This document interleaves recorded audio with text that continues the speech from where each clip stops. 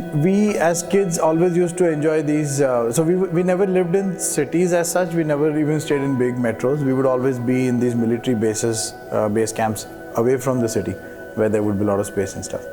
So the only form of entertainment was sports, and all the young officers, they would have these motorcycles, so they would take us for a spin and stuff. So we would, my dad was in the Air Force, so the runways were pretty much where we would go in the evening to test these motorcycles.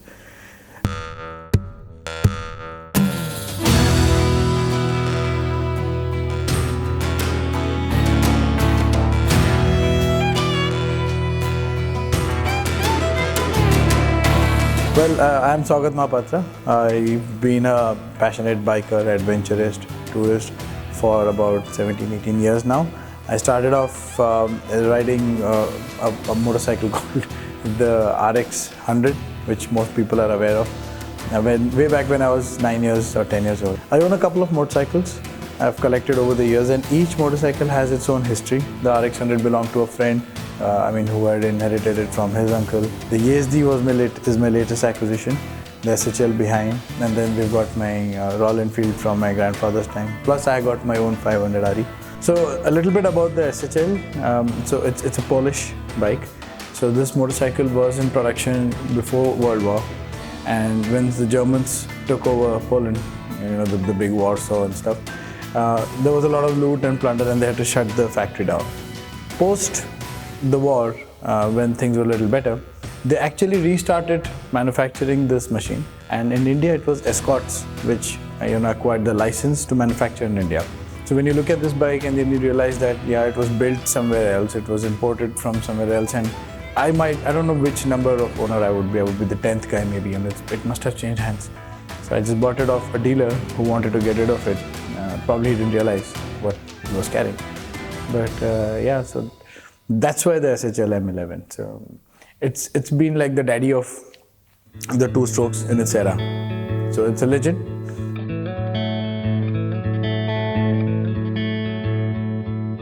So it comes from a discussion I was having with my grandmother. She's like, the difference between your generation and mine, like hers and ours, is in their generation they were taught how to mend things. If you had a torn sock, or if you had a broken button, or if you had a broken furniture, there would be seniors or adults in the house who would teach you how to fix it, how to sew, how to put the wood together using glue or nails or whatever.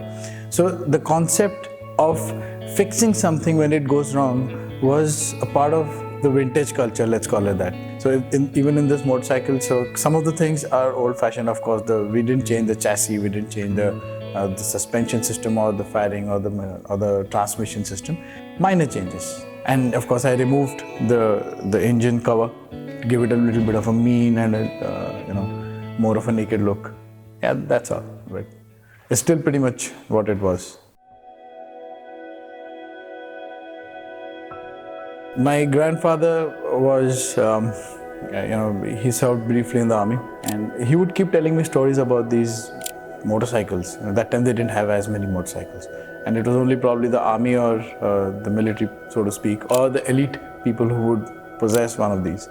So he used to keep telling me stories and show me pictures, whatever black and white little Polaroid snaps that he'd kept of troops who would drop with these motorcycles, and they would go across fields and carry out their missions or whatever.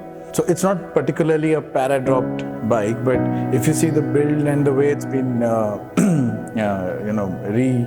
restored, it kind of reminds me of those stories. So yeah, my granddad's no more, but someday when I meet him again on the other side of the world, at least we would have something nice to talk about. Saying, what, you told me something, I got one of those, or as close to it as possible. Okay, so one thing we went with before we started dismantling the bike and putting it together was we didn't want too many colors.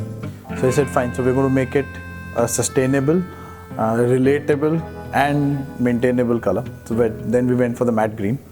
And of course, I'm fanatic about the chrome. So all my motorcycles have impeccable chrome on it. So if you see the bike, instead of a regular rubber tank pad, we've put a teak, original teak wooden stuff.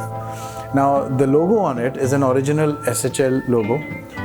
We didn't get it anywhere in India, so I got in touch with the SHL community in Poland, and they managed to get me a Corel file all the way from there. So we downloaded it, we sent it to another guy over here who does laser engraving. So this is laser engraved on an original, teak wood, and then we attached it to the tank. So while I use polish and I use chain sprays, I also use wood touch and varnish to maintain the wooden part. Yeah, so doing things together is what life is all about. And it doesn't need to, like I said, like we bikers, we keep saying, the destination is not important, the journey is important. So we never know where we'll end up, we never know what's going to turn out 10 years later or 20 years later. But what we will remember is the journey together.